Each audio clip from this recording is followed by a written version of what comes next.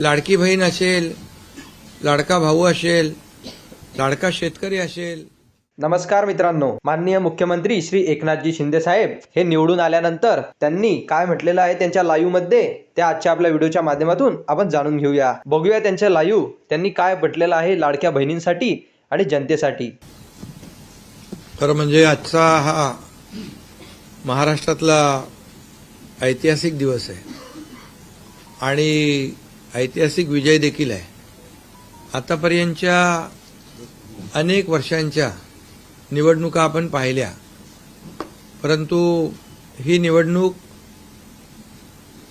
लोकांनी मतांचा प्रेमाचा वर्षाव महायुतीवर केला.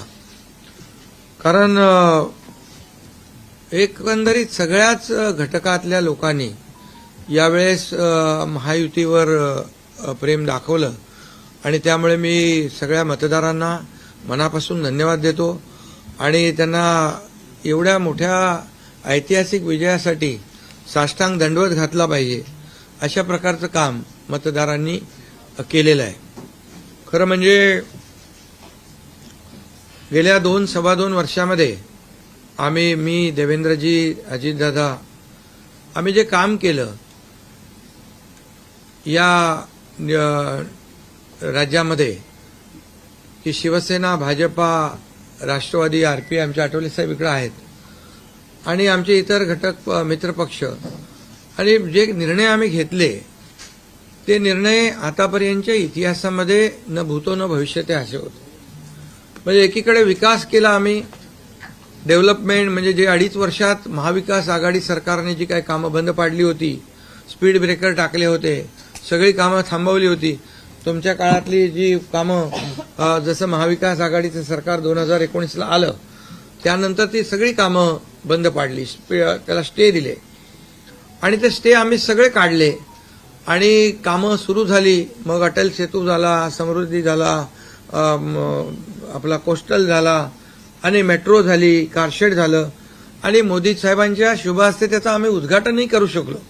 ज्याचं भूमिपूजन मोदी साहेबांनी केलं त्याचं उद्घाटन करण्याचे भाग्य आम्हाला मिळालं आणि त्यामुळे कामाला आम्ही प्राथमिकता दिली, विकासाला आम्ही प्राधान्य दिलं आणि आम्ही त्यामध्ये एकच डोळ्यासमोर ठेवलं की या राज्याचा सर्वांगीण विकास. आणि राज्याचा सर्वांगीण विकास करत असताना सर्व घटकांना आम्ही समोर ठेवलं आणि पाहिलं की जे 2.5 वर्षामध्ये जी कामं त्यांनी थांबवलेली आणि 2.5 वर्ष त्यांनी जे सगळं बंद पाडलं होतं ते किती वेगाने आम्ही सुरू करू शकलो याचं समाधान आणि आनंद आम्हाला आहे. कारण त्याचे तुम्ही ते फळं पाहत आहे. सगळी लोकांना आपण मेट्रो दिली, समृद्धी दिलं, अटल सेतू दिला, कोस्टल दिलं, लोक तो वापरू लागले.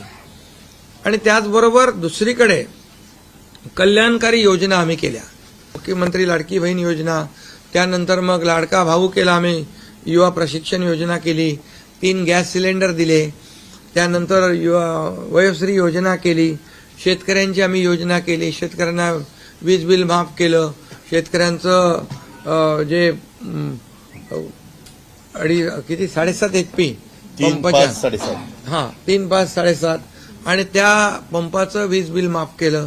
शेतकऱ्यांना आम्ही 2.5 वर्षामध्ये, 2.25 वर्षामध्ये आतापर्यंतच्या इतिहासामध्ये जेवढा मोबदला दिला नव्हता 15,000 कोटी रुपये तो दिला. त्यांच्या योजनांसाठी 45,000 कोटी रुपये. म्हणजे एकंदरीत कल्याणकारी, मी डिटेलमध्ये जात नाही त्याच्यामध्ये, पण सर्वसामान्यांचं सरकार म्हणताना सर्वसामान्याला काय मिळालं याचा विचार आम्ही केला.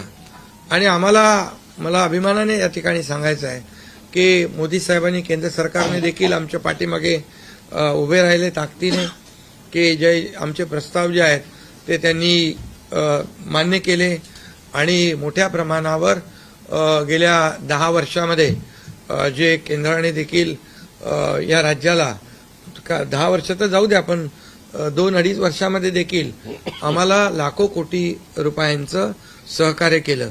त्यामुळे एक डबल इंजिनचं सरकार देखील या राज्यामध्ये, वेगवान सरकार, गतिमान सरकार, निर्णय घ्यायला धडाधड निर्णय घेतले आम्ही. त्यामुळे 2.5 वर्षात सिंचन प्रकल्प 4 त्यांनी केले महाविकास आघाडीने, आम्ही होतो तिकडे. आणि आता आमच्या वेळेस सुप्रमा, 124 सुप्रमा दिल्या. म्हणजे एक फक्त उदाहरण की अशा प्रकारचं काम आम्ही केल्यामुळे या राज्यातल्या जनतेने सर्वसामान्य माणूस आम्ही केंद्रबिंदू मानला. म्हणजे त्याच्यामध्ये महिला आहेत, गरीब आहे, युवक आहे, शेतकरी आहे, यांना आम्ही केंद्रबिंदू मानून काम केलं आणि त्यांच्यासाठी आम्ही योजना केल्या. काय आमच्यावर आरोपही झाले, एका रेवड्या बाटण्या काय काय काय म्हणजे तुम्ही हे वाटप सुरू केलंय, बहिणींना विकत घेताय का, काही लाच देताय का, या सगळ्या गोष्टीला आम्ही सामोरे गेलो. कोर्टामध्ये काही लोक गेले ही योजना बंद करण्यासाठी. आणि म्हणून लाडकी बहीण योजना जी आहे त्याचबरोबर शासन आपल्या दारी, आम्ही याच्यापूर्वी शासन आपल्या दारी आम्ही केलं डायरेक्ट. तेव्हाही योजना होत्या, पूर्वी लाभही होते, सगळं होतं, परंतु लोक कंटाळून ते योजनांचा लाभ घेण्यापासून वंचित राहत होते. आम्ही 5 कोटी लोकांना त्याचा लाभ दिला, शासन आपल्या दारी. आणि आपल्या लाडकी बहीण योजना यामुळे एकंदरीत लोकांनी विश्वास ठेवला की हे देणारं सरकार आहे, हे फक्त बोलणारं सरकार नाही आहे. आणि म्हणून देणारं सरकार आहे याच्यावर विश्वास ठेवला आणि कल्याणकारी योजना ज्या केल्या आम्ही फक्त बोललो नाही तर 5 इन्स्टॉलमेंट लाडक्या बहिणींच्या खात्यात टाकले सुद्धा. आणि आम्ही तर आम्हाला माहित होतं हे विरोधक सावत्र भाऊ आमच्या या नोव्हेंबरच्या पैशामध्ये अडकाटी आणतील, म्हणून आम्ही ऑक्टोबरमध्येच आचारसंहिता लागायच्या अगोदर नोव्हेंबरचे पण पैसे दिले. कारण शेवटी आम्ही देण्याची नियत आमची आहे, नियत साफ आहे. कारण आम्ही फक्त कागदावर योजना ठेवायच्यासाठी केलं नाही. आणि त्यामुळे एकंदरीत या राज्यामध्ये सर्वसामान्यांचं सरकार सर्वसामान्यांसाठी काहीतरी करतंय ही भावना प्रत्येकाच्या मनामध्ये निर्माण झाली. आणि आम्ही म्हणालो common man common man common man. आता कॉमन मॅनने आम्ही ठरवलंय की त्यांच्या जीवनामध्ये काही बदल घडवून चांगले दिवस आणून त्याला सुपरमॅन करायचं.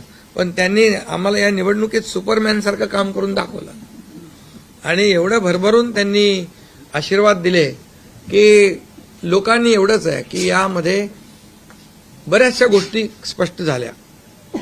लोकांनी कल्याणाचं आणि विकासाचं राजकारण स्वीकारलं.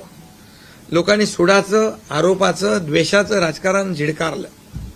आणि म्हणून 2 निवडणुका ज्या लोकसभेमध्ये पण आणि लोकसभेत फेक नरेटिव्ह वगैरे सगळं केलं, काय काय केलं, संविधान बदलणार वगैरे, सगळ्या जातीमध्ये भीती निर्माण केली, प्रत्येकाला घाबरवलं, तरी सुद्धा एवढं होऊन पण प्रधानमंत्रीपदी मोदी साहेबच बसले. आता ते म्हणाले जनतेच्या दरबारात जाऊ, आम्ही जनतेच्या दरबारात जाऊ, लोकसभेच्या वेळेस पण गेले. पण शेवटी एवढं करून, एवढे सगळं खोटं नाटं सांगून, लोकांना घाबरवून पण प्रधानमंत्रीपदी शेवटी मोदी साहेब बसले. आणि आताही म्हणाले आम्ही जनतेच्या दरबारात जाऊ. आता जनतेने त्यांना जो काय मॅन्डेट द्यायचा तो दिलेला आहे. आणि त्यामुळे जनतेने पूर्णपणे विकासाला आणि कल्याणकारी योजनांना स्वीकारलेला आहे. यामध्ये लोक रोज आमचं सरकार स्थापन झाल्यापासून रोज सरकार पडणार, सरकार पडणार, सरकार पडणार, रोज आम्हाला 3-4च शब्द ठेवले होते त्यांनी. ते शब्द तुम्हाला माहित आहे, मी ते परत त्याचा उच्चार करू इच्छित नाही. पण 4था शब्द होता का? नाही. पण आम्ही त्याला आरोपाने उत्तर नाही दिलं. आम्ही कामातून उत्तर दिलं त्याला. आणि कामातून उत्तर दिलं आणि ते काम लोकांना भावलं की बाबा हे काम करणारे लोक आहेत आणि काम सर्वसामान्य लोक आहेत. मी स्वतःला काय समजायचो, सीएम म्हणजे चीफ मिनिस्टर, मी म्हणायचो कॉमन मॅन आहे. आता कॉमन मॅनमध्ये मी जायचो. आता आमचे दोन्ही उपमुख्यमंत्री दोन्ही आम्ही 24/7 काम करत होतो. आणि याच्यामुळे घरी बसून सरकार चालवता येत नाही, फेसबुकवरून सरकार चालवता येत नाही, हे स्पष्ट झालेलं आहे. आणि म्हणून आम्ही लोकांच्या, बाळासाहेब सांगायचे, कार्यकर्ता घरात नाही लोकांच्या दारात शोभून दिसतो. शासन आपल्या दारी आम्ही घेऊन गेलो, शासन आपल्या दारी घेऊन गेलो. आणि म्हणूनच आज बाळासाहेबांच्या विचारांनी आम्ही सरकार स्थापन केलं 2019ला मोदी साहेबांच्या आशीर्वादाने. आणि 2019ला जे सरकार स्थापन व्हायला पाहिजे होतं ते सरकार स्थापन झालं नाही, ते लोकांनी बरोबर लक्षात ठेवलेलं आहे. लोक ते विसरलेले नाहीत. आणि म्हणून या निवडणुकीत देखील कोण कुठल्या पक्षाचा, आता तुमचा कुठला पक्ष आहे? तुमचा राष्ट्रवादी घड्याळ. आता तो कोणाचा आहे ते लोकांनी ठरवलं. आणि शिवसेना कोणाची आहे तेही ठरवलं ते ठरवलं.